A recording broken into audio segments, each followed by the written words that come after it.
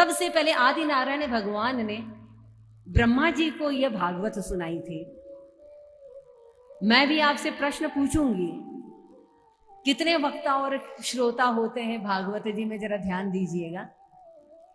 सबसे पहले वक्ता थे स्वयं नारायण, जिन्होंने ब्रह्मा जी को सुनाई। ब्रह्मा जी ने यह ज्ञान अपने पुत्र नारद जी को दिया। नारद जी ने यही भागवत चतुश्लोकी 4 श्लोकों में वेदव्यास जी महाराज को सुनाई, और वेदव्यास जी महाराज ने इन 4 श्लोकों का विस्तार कर दिया। नाम ही उनका व्यास, व्यास का मतलब जो विस्तार करता है। जिन्होंने वेदों का विस्तार किया, जिन्होंने 4 श्लोकों की भागवत के 18,000 श्लोक बना दिए।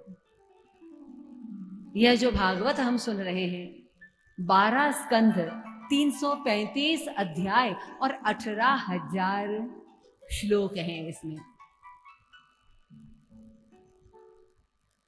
और वेदव्यास जी ने जब ये भागवत लिखी, उनके जीवन का अंतिम शास्त्र था, तो अपने जीवन का सारा निचोड़ उन्होंने इसमें डाल दिया और उन्होंने अपने पुत्र श्री सुखदेव जी को यह कथा सुनाई। सूत जी कहते हैं, शौनक ऋषियों, जब यह कथा सुखदेव जी परीक्षित को सुना रहे थे, उस समय मैं भी वहां पर गंगा जी के तट पर मौजूद था और मैंने वो कथा सुखदेव जी के मुख से सुनी। वही कथा मैं आपको सुना रहा हूं।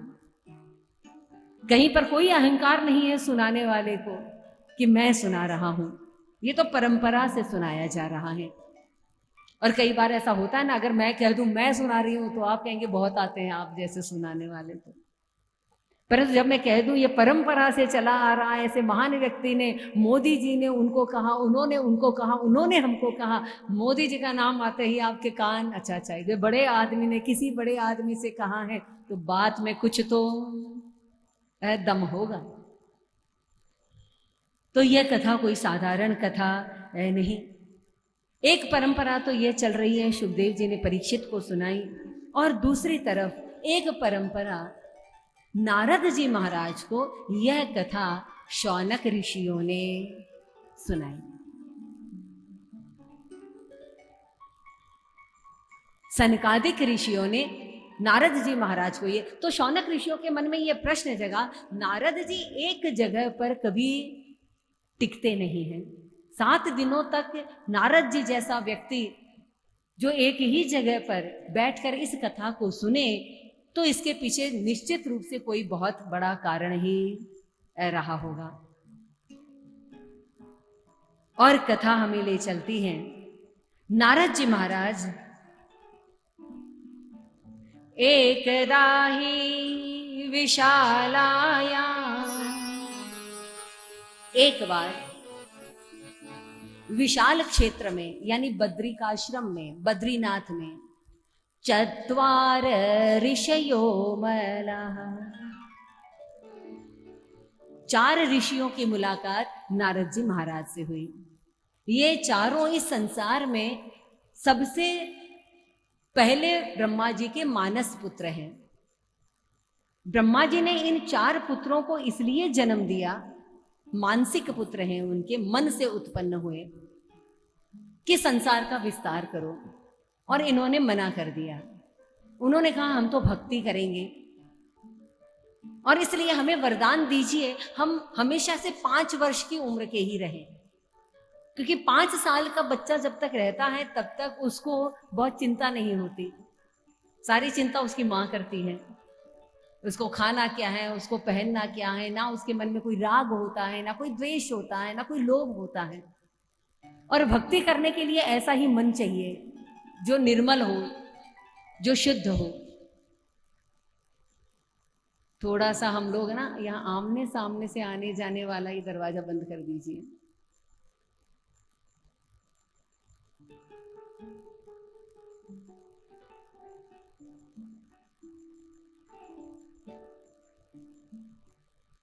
तो है तो वैसे ही ये उम्र में सबसे बूढ़े,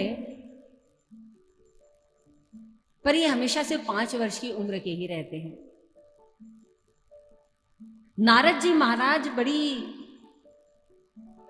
चिंता करते हुए गुजर रहे थे बद्रिकाश्रम से, तो देखते ही उन्होंने पूछा कि नारद, हमेशा नारायण का नाम लेने वाले तुम्हारे चेहरे पर इतनी उदासीनता, इतनी चिंता का कारण क्या है?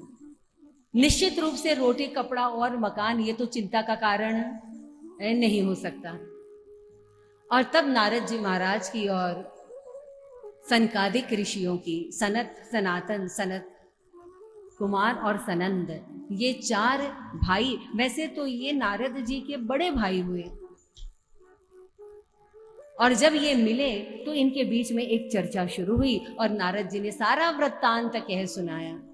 नारद जी महाराज को किसी भी लोक में जाने के लिए कोई वीजा नहीं लेना पड़ता। कल हमारी बात हो रही थी, किसी से बोले अमेरिका जाने के लिए वीजा नहीं मिल रहा।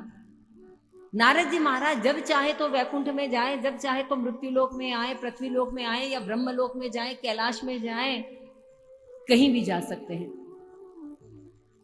नारद जी ने घटना सुनाई कि मेरी बड़ी इच्छा हुई कि अब एक जगह बैठकर थोड़ी सी भगवान की भक्ति करूं। वैकुंठ लोक में गया, मेरा मन नहीं लगा। ब्रह्म लोक में गया, मेरा मन नहीं लगा। सनकादिक ऋषियों, जब मैं पृथ्वी पर आया कि पृथ्वी पर जाने के लिए देवता लोग भी तरसते हैं।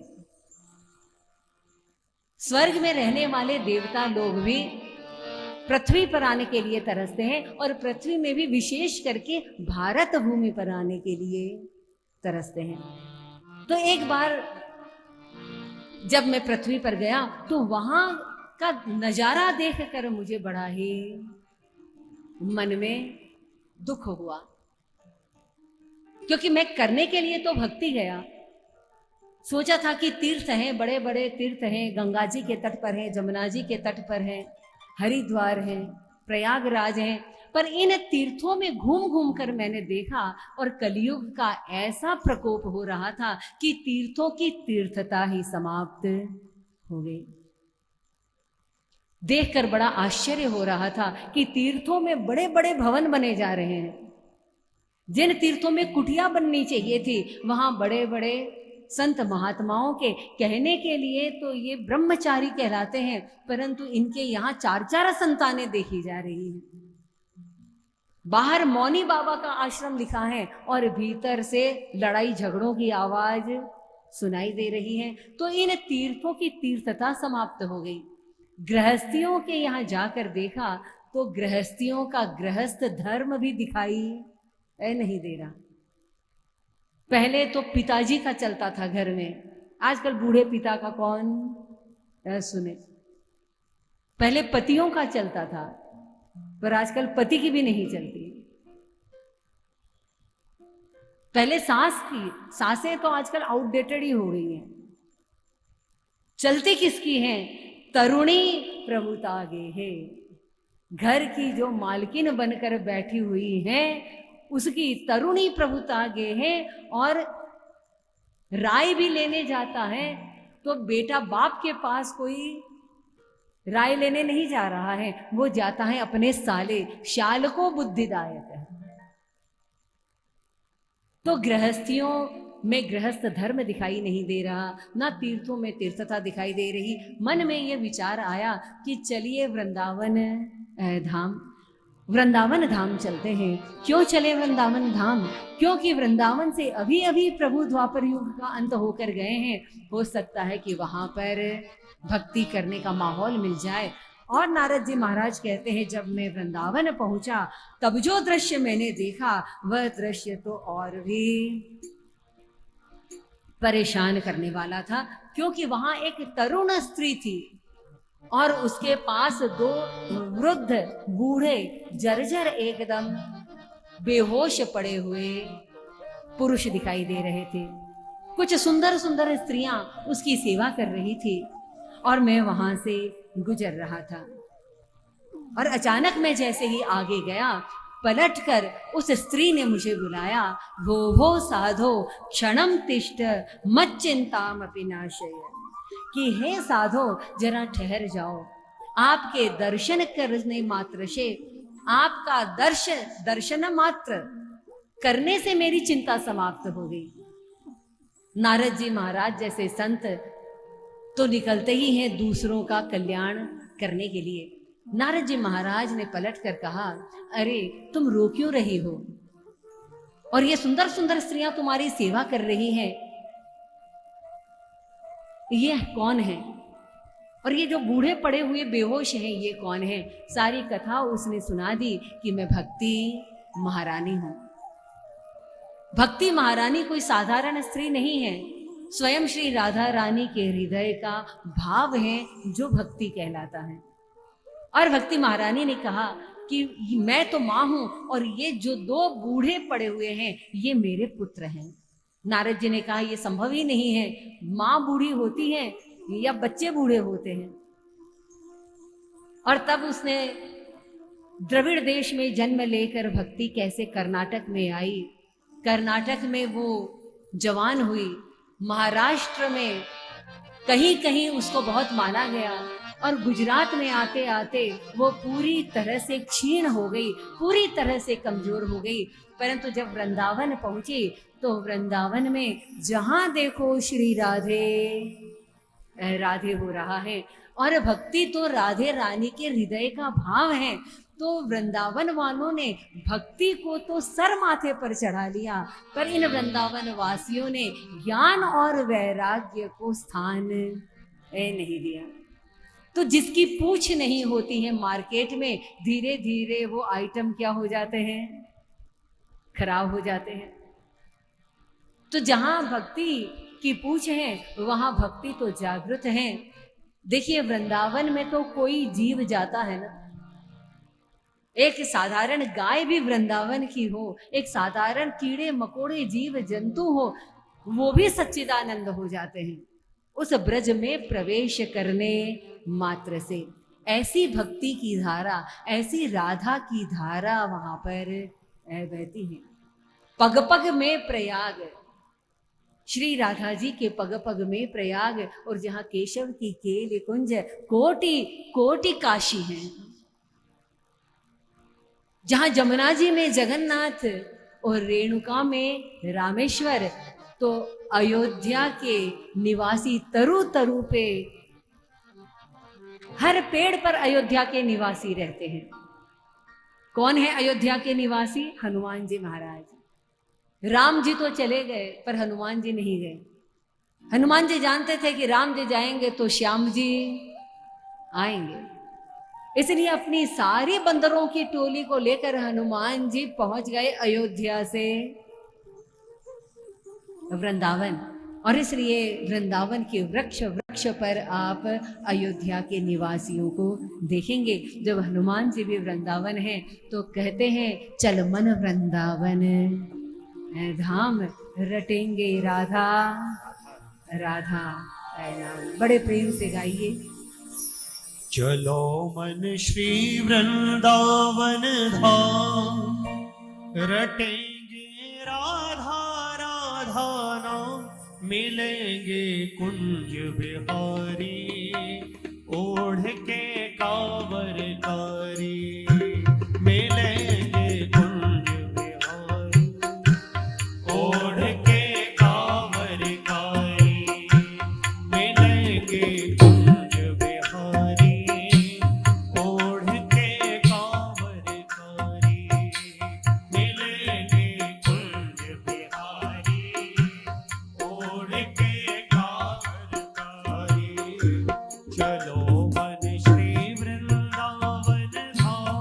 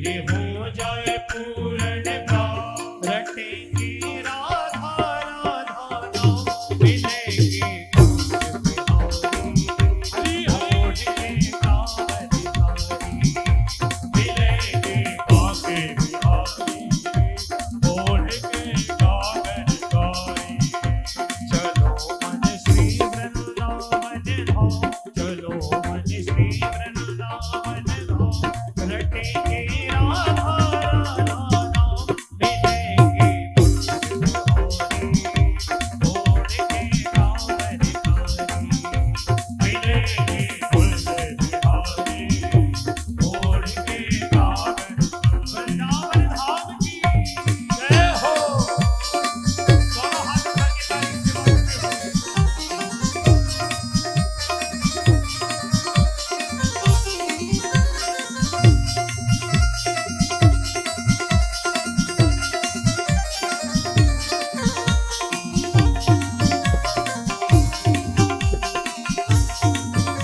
हरि हरि जय हो।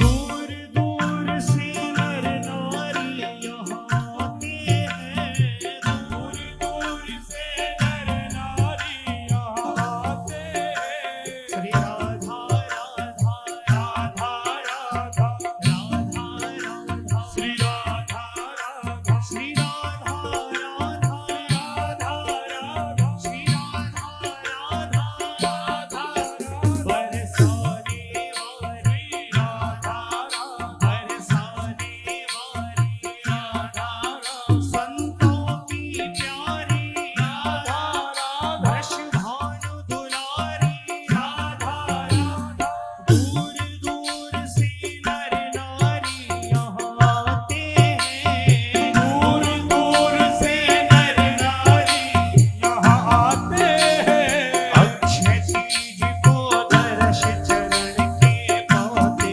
हैं अक्षय तीज को दर्श चरण के पाते हैं और हमारे बिहारी जी के दर्शन कैसे हैं जहाँ डोलत श्यामा श्याम जहाँ विहरत श्यामा श्याम जहाँ विहरत श्यामा श्याम रटेंगे राधा राधा नाम मिलेंगे कुंज बिहारी छोड़ के कांवर कारी मिलेंगे कुंज बिहारी छोड़ के कांवर कारी चलो मन श्री वृंदावन धाम चलो मन श्री वृंदावन धाम रटेंगे राधा राधा नाम मिलेंगे कुंज बिहारी छोड़ के कांवर कारी मिलेंगे कुंज बिहारी छोड़ के कांवर राधा रानी सरकार की जय हो। हरि हरि वृंदावन में हरिलाल की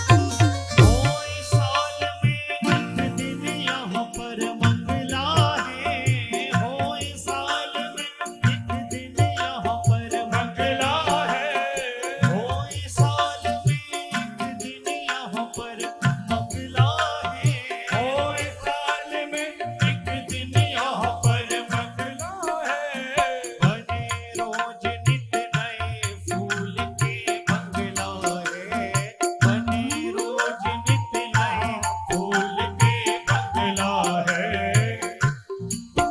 तुझे मिल जाए श्यामा श्याम तुझे मिल जाए श्यामा श्याम रटेंगे राधा राधा नाम मिलेंगे कुंज बिहारी छोड़ के कांवर कारी मिलेंगे कुंज बिहारी छोड़ के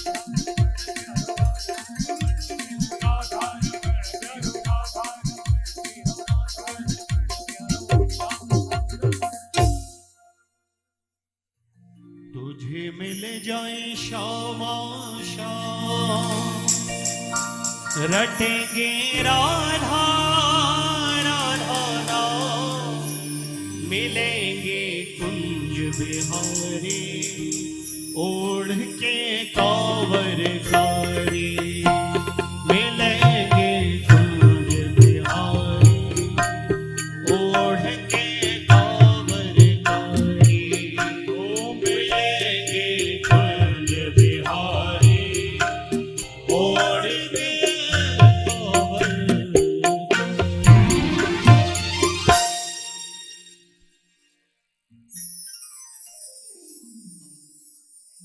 नारद जी महाराज और भक्ति महारानी का सुंदर संवाद। एक मां चाहे कितनी ही जवान और सुंदर क्यों ना हो, पर बालक यदि रोगी हैं, वो यदि बूढ़े हो जाएं, तो उस मां के मन की व्यथा को सुनकर नारद जी महाराज आश्वासन देते हैं। त्वन्तु भक्ते प्रिया तस्य सततं प्राणतोरेका, त्वया हुतस्तु भगवान् यानि नीच गृहेष्वति। नारद जी महाराज ने कहा, हे भक्ति महारानी, आपकी तो महिमा का वर्णन क्या करें। देवी दुखी मत करो चित्त को, तुम हरि प्रिया सदा की हो। देवी दुखी मत करो चित्त को, तुम हरि प्रिया सदा की हो। होता वही धन्य जिस पर भी तेरी दृष्टि दया की हो। तेरे आश्रय जो रहते वो सच्चिदानंद को पाते हैं, और तेरे प्रेम सूत्र में बंधकर हरि शबरी के घर पर जाते हैं। यह भक्ति के कारण ही तो भगवान शबरी के घर पर गए हैं, विदुरानी के यहाँ गए हैं। भगवान जब जब किसी भक्त के यहाँ पर गए हैं, तो वो सिर्फ और सिर्फ प्रेम के बंधन में बंधकर, भक्ति के बंधन में बंधकर गए हैं। तो आप इतनी चिंता ना करें, आपके कष्ट को दूर करने की प्रतिज्ञा मैं लेता हूं। किंतु खेद मत करो रंच भी, मैं कुछ यतन विचारूंगा। चाहे जैसा हो तेरा भीषण यह कष्ट निवारूंगा। घर घर तेरी करूं प्रतिष्ठा, रहे तुम्हें कुछ त्रास नहीं। नारद जी जैसे संत यदि कोई संकल्प कर लें, भक्ति से कहते हैं, घर घर तेरी करूं प्रतिष्ठा, रहे तुझे कुछ रंच नहीं। और जो न करूं ऐसा तो मैं श्री हरि का सच्चा दास नहीं। नारद जी जैसे भगवान के अग्रणी संत, अग्रणी भक्त, यम डरप्यो जब दास कहायो, मदन गोपाल शरण तेरी आयो। यमराज भी डरते हैं भगवान के दास को ले जाने में, यहां से वो अपनी दासता को दांव पर लगाने में भी, क्योंकि संत हृदय नवनीत समाना।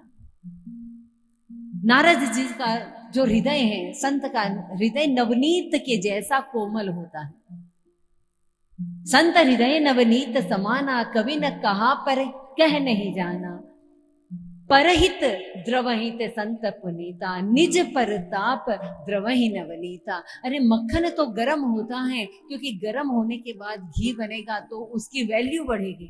अपने निज स्वार्थ के लिए मक्खन गर्म होता है, पर परहित द्रवहित संत पुनीता।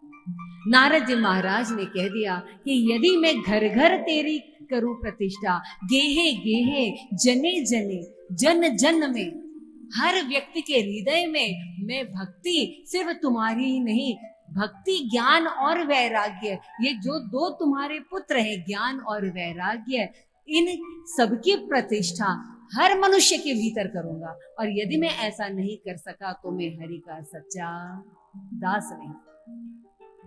धन्य है नारद बाबा। नारद जी महाराज ने सारे प्रयास कर लिए ज्ञान और वैराग्य को जागृत करने के लिए।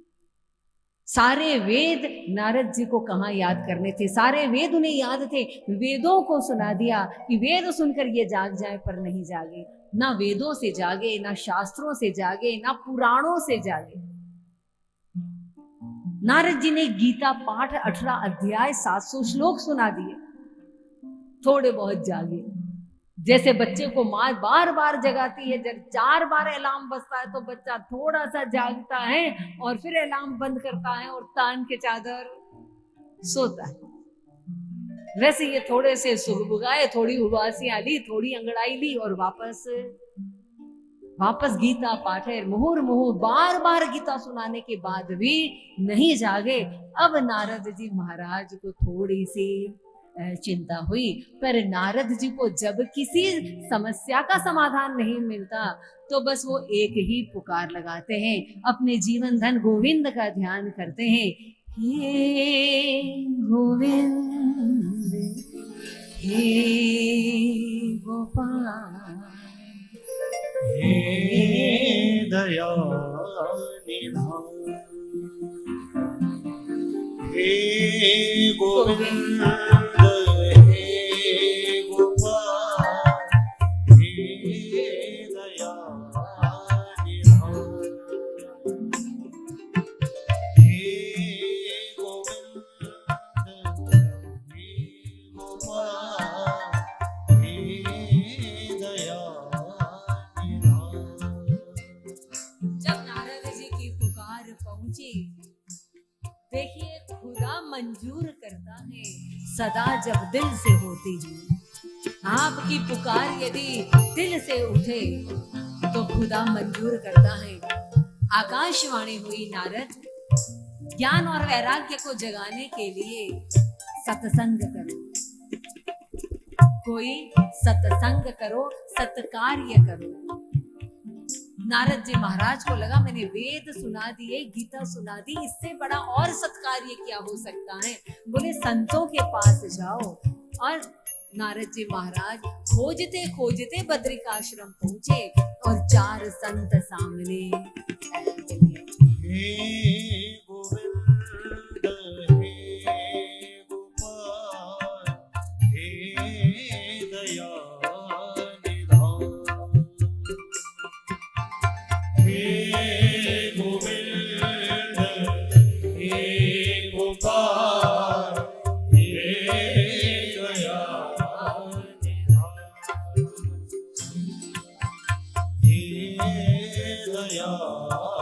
निधान,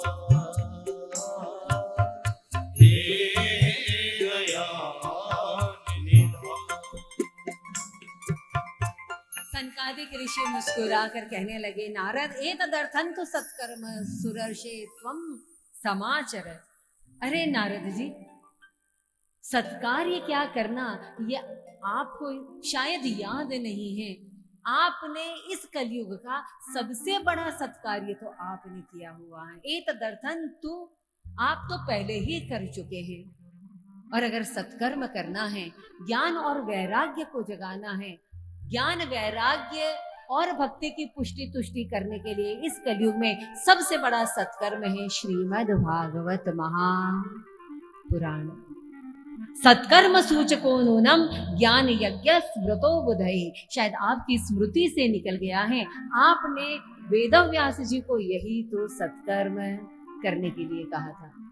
और तब नारद जी महाराज ने कह दिया कि अगर भागवत जी ही करनी है, ये ज्ञान यज्ञम करिष्यामि, मैं ज्ञान और वैराग्य को जगाने के लिए ये ज्ञान यज्ञ करूंगा, परंतु आपसे अच्छा वक्ता कोई मिलेगा ही नहीं। ये चारों जो सनत कुमार हैं, ये चारों व्यास हैं। इन चारों को कथा कहने और सुनने की लत लगी हुई है। एक वक्ता बनता है, बाकी तीनों भाई श्रोता बनकर कथा सुनते हैं। कथा सुनते सुनते बहुत बड़ा समय बीत जाता है तो भी थकते नहीं। 3 घंटे तो छोड़िए, 2400 घंटे ये लोग कथा करते हैं, फिर भी थकते नहीं। परंतु बोलते बोलते कभी ऐसा लगता है कि नहीं, सुनने की इच्छा हो गई तो वो उतर कर नीचे बैठ जाता है और नीचे वाला ऊपर आकर बैठ जाए। तो आपसे अच्छा वक्ता और कहाँ मिलेगा। तो यहीं पर कथा सुना दीजिए। वहां बद्रिकाश्रम में बद्रीनाथ कितना ऊंचा है। नारद जी ने कहा ज्ञान और वैराग्य तो जमुना जी के तट पर वृंदावन में है, और यहाँ कथा सुनने के लिए वो कैसे आएंगे। आप जरा नीचे चलिए।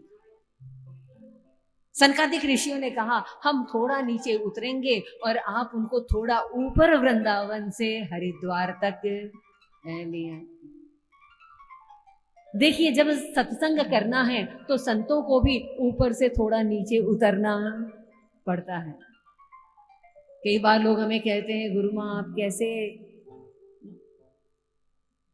जब हम आज कलश यात्रा में हैं तो आप नाच रहे थे, सब बता रहे थे, बोले आप इतना साधारण, संतों को भी थोड़ा नीचे उतरना पड़ता है, आपको भी थोड़ी तपस्या करने के लिए ऊपर चढ़ना है। आप हमारे संत वाणी चैनल को सब्सक्राइब करें, वीडियो को लाइक करें, शेयर करें और हाँ, बेल आइकन पर क्लिक करना बिल्कुल ना भूलें ताकि हमारी किसी भी वीडियो की सूचना सबसे पहले आपको मिले।